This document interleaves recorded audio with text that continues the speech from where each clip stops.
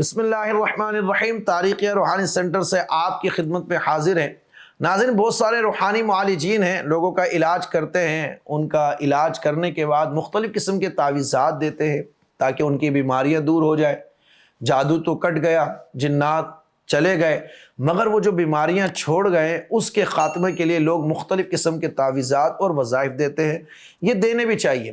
آج میں آپ کو ایک طریقہ بتا رہا ہوں حصار کا، کہ جب آپ کسی مریض کا علاج کر لیں تو اس کا حصار آپ کس طرح کر سکتے ہیں۔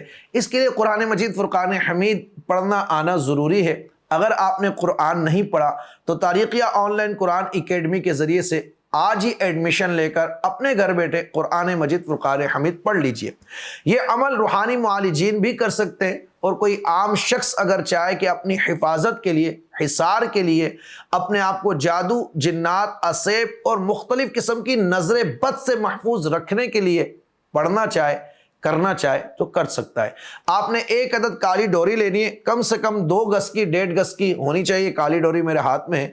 اس کالی ڈوری پر آپ نے 11 گرہیں لگانی ہے، 11 گٹھانیں لگانی ہیں۔ گٹھان لگانے کا بھی ایک خاص طریقہ ہوتا ہے، اور یہ 11 گٹھانیں آپ نے حصار اور حفاظت کی نیت سے لگانی ہے۔ مگر وہ کس طرح؟ پہلے درود ابراہیمی 3 بار آپ پڑھ کر پوری ڈوری پر یوں پھونک مار دیں۔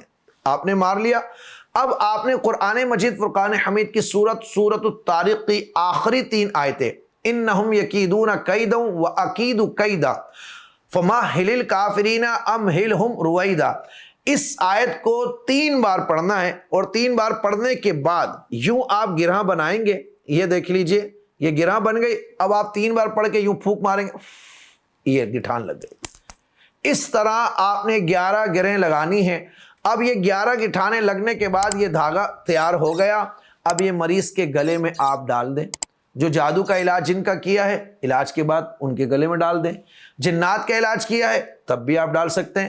اور آپ کو ایسی کوئی چیز نہیں ہے مگر آپ محفوظ رہنا چاہتے ہیں تو آپ یہ عمل کر کے اس طرح گرہیں لگا کر اس دھاگے کو خود تیار کر کے اپنے گلے میں ڈال سکتے ہیں۔ اللہ کریم مجھے اور آپ کو جادو سے، جنات سے اور نظر بد سے محفوظ رکھے۔